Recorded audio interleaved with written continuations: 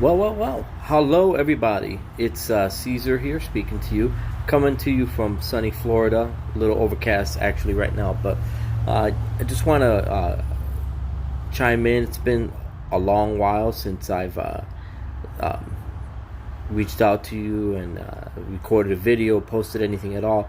But the reason why I am posting right now is to basically, talk about everything that's been happening over the last few months, especially in our country, with the impeachment and the trial and the vote to acquit that just happened about a half hour ago, um, and how it has been probably, I would say, I've never seen a blunder of this magnitude ever in politics.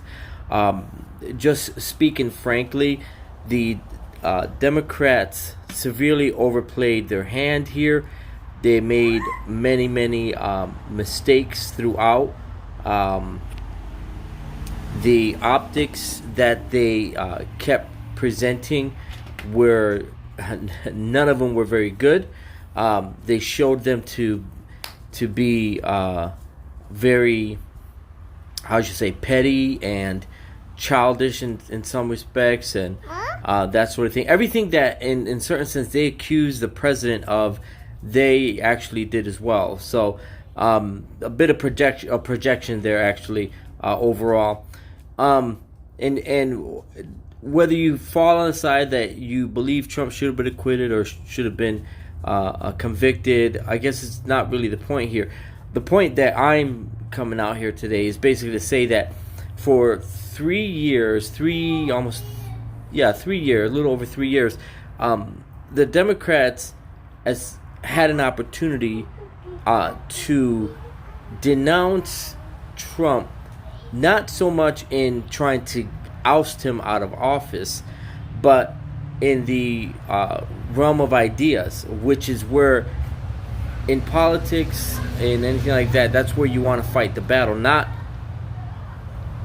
trying to, like, do some kind of coup and get rid of your duly elected president. Whether you like him or not, it doesn't really matter. The point is that that they use this plan that third world banana republics use, and they tried to bring that to the United States and try to make the president come to heel. And that's not who he is. First of all, he's a fighter. He's been at this game for a while, as far as dealing with people and as being a businessman. I mean, whether you think he's successful or not, I don't know. His $10 billion wealth, I guess, would speak to the success that he's had. But as you look at these Democrats, they had every chance to try to win their fights in the arena of ideas, and they chose not to do that. And I think that has been their biggest downfall. In every step of the way, it seems that President Trump and those around him have outmaneuvered them in many respects. And whether you believe that it was just, or whether you believe that they were all doing it out of good, because they're good people, and they want to protect the president, or whether they're devious, it doesn't matter. The point of the matter is that the strategy that the Democrats employed was poor, and it's gonna cost them. It ultimately, I believe, is going to cost them this year, because what they have for ideas, and which are basically the same ideas they've had for decades now, they just keep repackaging them. And since those ideas were not good enough, they actually tried to repackage them along with socialism, which people just don't want that. They, as much as you think that people want that socialist type of government, it's not the American way. It's not what Americans want, and polling will show that. He gives his speech yesterday.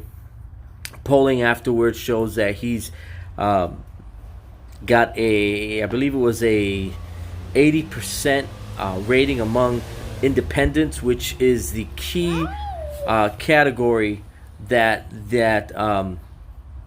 both sides want to go for. 97% of the Republican side obviously loved the speech and loved the message there, and obviously the Democrats hated it as in that high percentage as well.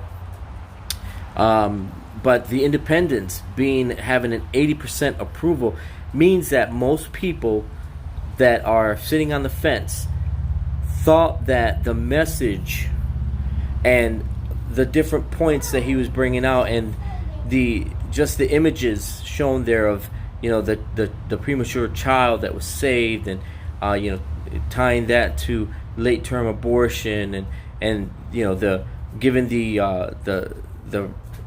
the medal to Rush Limbaugh, and then to giving a brigadier general rank to the last member of the Tuskegee Airmen, to the soldier being reunited with his family. These were all high points, and they all hit all the right beats.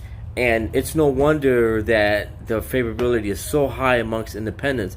And then to see Speaker Pelosi go ahead and rip up that speech, it was in a certain sense, I believe she was attacking Trump and basically saying that it's a load of garbage what he's saying. But within that speech that she was given, there were all of these key points in there, and she was in essence ripping up all of these beautiful images that were given these people. The 4-year-old girl who finally is able to go to the school that she wants to go because now she has the voucher and to be able to go.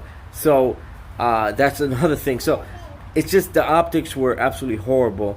Now the election's coming up, and I got to be honest with you, seeing how the Iowa caucus went and the debacle that was, and then seeing who the leader coming out of that, Buttigieg, maybe, I don't know. I don't think he's going to be enough to carry the Democrats to victory. But there's not one person on that ballot that right now can beat President Donald Trump. So I would say that there's another 4 years probably of President Trump coming. And the Democrats, if they want to gain any respect back, they're going to need to figure out a way to work with him, because right now he's got a pretty strong approval throughout for president, and the economy is going great. People are working, people have jobs, black unemployment, Hispanic unemployment, and they're just doing great. So you can't fight against that, and it's kind of tough to tell these people that are all working that socialism, which is going to tax them highly, is going to work.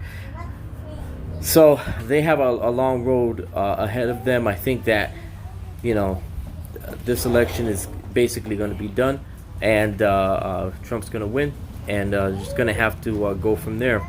But anyway, that's all I wanted to add and to talk to you guys about. So take care and have a good day. Bye-bye.